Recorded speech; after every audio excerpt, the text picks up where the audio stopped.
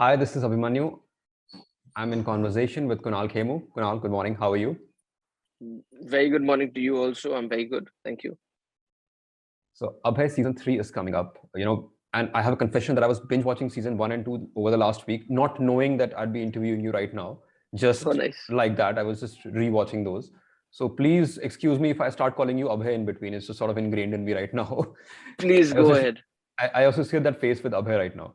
So, having seen 2 seasons and seen the most gruesome of crimes, how do you ensure you bring something new to a third season? Well, I think the best answer to that would be the third season in itself, because just like you, these were the same questions that the creative team and all of us had when we were kind of, attempting season three. So, keeping all of that in mind, it was also important to know that not necessarily do you have to do everything new for something which is working, because there is a lot that is already there that is working that people like. So the challenge was not just to find what to do new with it, but also what to retain of the original stuff that we kept doing. So obviously, while the characters remain the same, we've kind of upped the antes within the world that you've seen that he is a part of, but also try to take it into a different space, which is going to be newer for the audiences also, because it's also newer for the character of Abhay. So even though it starts in a way that everybody who's watched season one and season two will relate to, it's quickly kind of starts to get into a different world, which is very Right. exciting. And I really hope that the audiences accept and love it, because all the thrill elements and everything that Abhay is known for, we've kept maintained it, Right. but we've kind of tried to pivot into a different direction, which It's we're sort all of like excited and nervous about now. maintaining the core emotion, the core identity of the show while bringing in something new. That's the challenge, Yes. and that's where it is. Yeah. It has always been known for stories that are based in reality. Of course, it is inspired by true events, and yet so fantastic and so amazing. And I mean fantastic in a negative sense, that they're so gory, they're so gruesome that you sort of wonder that, is this real? Is this happening? But Right. it is.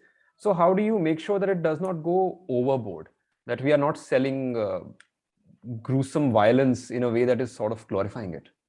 Sure. No, no, you're completely right, and that's what was one of part of the conversations that we had, because we never want to make it in a way that you start romanticizing about it. Right. There is a lot of shock and awe involved in that, but at the same time, we are also very responsible, because we all also have a limit of our own, Yeah. बर्दाश्त करने की जो हद होती है, वो हमारी अपनी खुद की भी है. And the idea is to kind of get people invested, not so much in the goriness or the brutality of the crime, Mm. but make them aware of the sinister elements that kind of play out Right. in Right. not just Abhay's world, but in the world in general. But that also we kind of took one or two notches down this time, Mm. because now you're aware of the world, so Right. we don't need to keep glorifying that bit of it. It was also important to show that, to kind of understand Abhay, that Mm. on a daily basis he lives these Right. horrors and demons. But now that if you're on this journey with him from season one and season two, in season three, you already know that. Yeah. So we don't need to keep getting there and banging that again Mm. and again. Right. Right. So that's why and I think that's the beauty of a long format Yeah. show, where you can, because you live with a character, not just as an actor, but as an audience, As an then there audience. is a lot that you know about that character, right? Two questions from here. One is, of course, that, like you said, based in reality, gruesome and everything. When you hear about, like, let's say this, you get the script and you read the story and you read the script and you read about the crime, and then someone just casually mentions, oh, by the way, this is based on that crime which happened in this city. It Yeah. gets disturbing, right? Because you have to realize that in the world that we are living in, and you having a young family, wife, daughter, and everything, you sort of, does it ever get to you that, oh my God, this is in the same world that I am living in? People like this are also living. Does it get No, I disturbing? mean, of course, it is disturbing. I think now, because I've done this over 2 years, like you said, there's a shock and awe happened to me while Yeah. shooting episode one. Like when I read this first two scripts, I was like, really? Because they say, truth is stranger than fiction. Yeah, yeah. You're like, why did, how did this even happen? And sometimes when you're there and you're being an actor, and certain things happen which in your head you're like, oh my God, this really happened. It kind of does affect you. I mean, I almost broke down when we were shooting episode one of season one, because it was also a gruesome crime which was against Yeah. children. And Children, then yeah. by itself is just so disturbing. And the fact that you're there, and even though it's all pretend, somewhere, I mean, it was also like 3 a.m. in the morning, and we'd been shooting for like about 16, 17 hours. So I think all of it got to me. Yeah. And by the time it ended, I was kind of, it stayed with me for a couple of days actually. But like you said, the fact that we're living in worlds, and just because we're not aware of it, we think everything is great. And when somebody opens that door and you look inside that door, you're shocked by what you see. And the fact that it is true makes it just even more bizarre. But that's the world we live in. And I mean, anyways, with Abhay, we're just also trying to balance it out and make a show which is also entertaining to people, not just to scare them away from everything. And that's why we have a hero in Abhay who, in a way is your own conscience saying that we can beat this. Right. We can catch the bad guys. You don't have to worry about that. So, and the second thing is, like you said, the long format thing. You have been doing this 3 years now, right? Third season. I don't think you've ever played a character for this many times, these many episodes, these many, sort of stories. How much of Abhay is you and how much of you are Abhay is right now? We're still two different people, but it's just like we've gotten to know each other well, to a level where I look forward to, playing Abhay. And then the moment you put on that kada and you get, even just that shirt, and like certain things from Abhay I've maintained from season 1. I said, don't get a new one. I just like this a lot. Whether it's a shirt or it's one of those khaki pants or even his shoes. You just feel like you've become that part. And with Abhay, like I said, I've gotten to know him to a level that even if we have, sometimes writers change and new dialogue writers coming on board and all that, Ken. So Ken and I both are in tune with the fact that if we hear the lines and we're like, no, Abhay is not going to say this. Abhay is going to say this. And Abhay will not smile. Abhay will do this. And if somebody talks to Abhay like this is what Abhay will do. Yeah. So even though this person is a figment of our imagination, because we've lived with him for such a long time, I think I know what Abhay is like and what he goes through or how he thinks. And like my friends and family say that you're almost thinking like a cop now, because when you're sitting with the writers, and I love being a part of the process, sometimes you have to fictionalize a little bit, right? So sometimes you're like, okay, this is what has happened now, how will he find out? So that you kind of start looking at different avenues how to get out. So it's like a puzzle, and I love solving puzzles. So it's given me an opportunity to even get into that, saying, he did that. What about this and what about that? And now when I watch other investigating shows, it's like a challenge to see, can I crack it before the detective does? So is this like annoying for your family that you're watching some thriller and something with your wife, with your friends, and suddenly you are like, ab aise hoga, and they're like, can we just watch, please? Can you not get your deductive brain here? I mean, I'm also kidding. I don't do that always, but luckily my wife is a bigger fan of this genre than I am. So she's 5 steps ahead of me. So sometimes we have this challenge of saying that, let's see if you can guess it first or I can. And with Abhay, Abhay is also the inverted format, right? So it's not like about who done it. It's about how does Abhay get to it. So that's out of the question. So it's not like, oh, can you guess who's done this crime? Right. Because it's so different. But I mean, I'm saying for us as writers, we still have to do it. That how did he know that he's done it? Yeah. Even though the audience does. So one thing is that, when Abhay started, it was such a novelty in the Indian scene, because we hadn't had this in a long time, since the 80s, when the films had those cops who would break the rules, but the OTT format had never had anything like it. Now suddenly we have other shows, and I can think of a few like Breathe and Rudra recently, which are all not same but have a similar character of a cop who has problems in his personal life, tortured personal life, and he can bend the rules to sort of get his way. How do you make sure that Abhay stays unique, it stays fresh, it has a certain individuality and does not get lost out in the clutter? I don't think you never want to think about something from a perspective of, like looking at macro, saying, okay, he's doing this, how do we be different from that? I think Abhay started also very individually, and I would like to say that for the other shows as well. What does happen is, if there is a big show which is already there, then the other person who's going to do that might have to think about, like, let's not do something that people have already watched, because it only clearly comes from the perspective of from the audience saying that, oh, I've seen this. Why are they doing the exact same thing? And that's where remakes and originality kind of comes into play. So we've always only thought about Abhay and being true to him.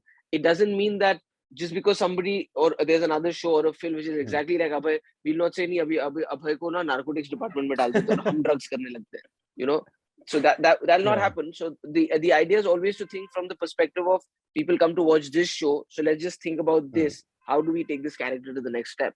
and that's always been the And effort. I think if you make a good enough show, it doesn't matter if there are 500 like it. That's people will love it.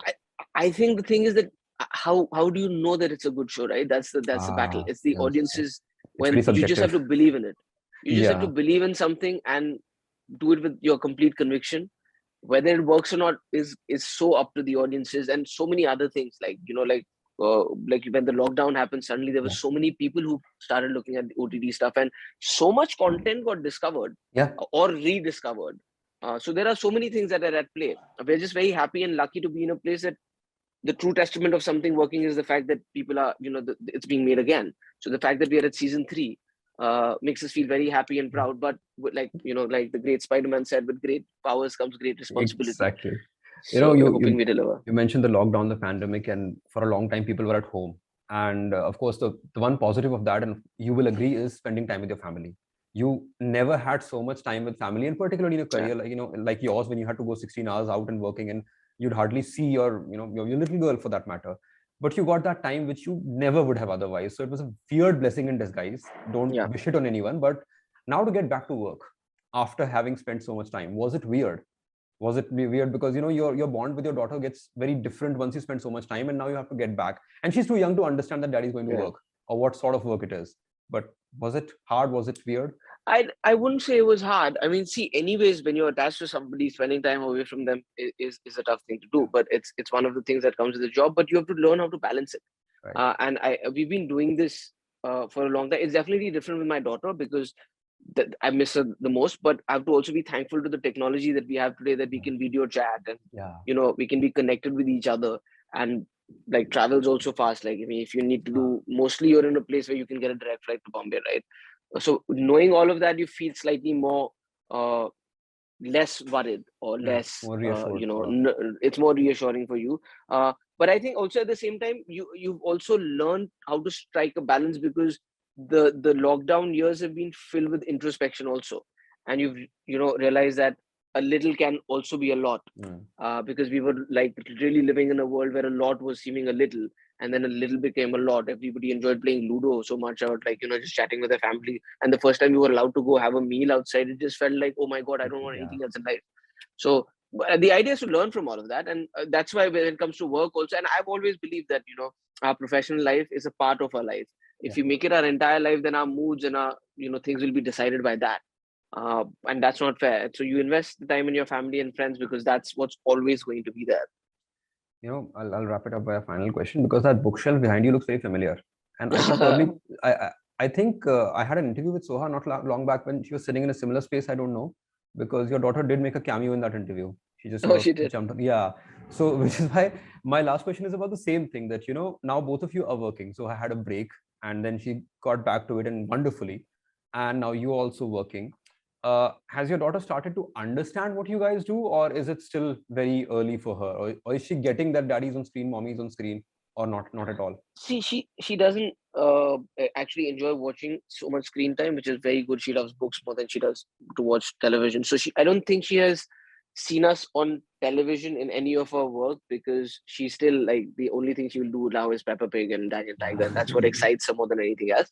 But because she's come to set with us a couple of times, she has seen us on that the Monitor, yeah. monitor, when you're working, and said stuff like "good job, mama," and said things like "papa, you have to go and act." But I don't know if she completely understands that. Yeah. Because maybe she understands way lot more than I understand, because kids right Yeah. now, I think with every generation we used to hear our parents and always, आजकल के बच्चे तो हमसे बहुत ज्यादा तेज है. No, In the true. same way, It I is. feel that आजकल के बच्चे हमसे बहुत ज्यादा तेज है. But anyway, so I mean, I'm not sure, but she's aware of the fact that we go to work and this is Right. what we do, and we kind of dress up and we play parts which are not us. Right. Because I remember when that Abhay season 2 big poster was put outside, and she was like, "That's Papa," and so I said, "Yeah," and she said, "But why is he looking so angry?" So she made her understand that she's playing a cop who's angry, and Yeah. because his Yeah. job is like that, and he has to scare bad people. So she kind of, I don't know what it means to her Yeah, and what she but she understands does. out of that, but she has an idea of like they're doing something where they kind of get respected and looked after, and they kind of wear different clothes and do different hairstyles every now and then. Hoping for a time when she can actually watch, like she's too young to watch Abhay right now. I Yeah. hope to God she doesn't. But Yeah. looking forward to it Abhay, again. she's got a long time. Yeah, I think I'll exactly. start with something like a Hame Rai Pyar Kiya when she can. Exactly. Yeah. Wonderful talking to you, Kunal. Hopefully, we Same can here, do this man. face to face. You know, we have spoken after 2 years. Last time was Malang, you had come to Delhi, and that's when we had spoken. So it's been a while. Hoping that Yeah. it's not so long after this. And all the Yeah, best. hopefully. I mean, I know things are getting back to normal. So yeah, Yeah, yeah, yeah. surely we'll meet All soon. the best for Abhay season 3, and Thank wonderful you, chatting to Emmanuel. you always. All We'll look right, brother. forward to the show. Thank you. Thank you. See you, man. Bye.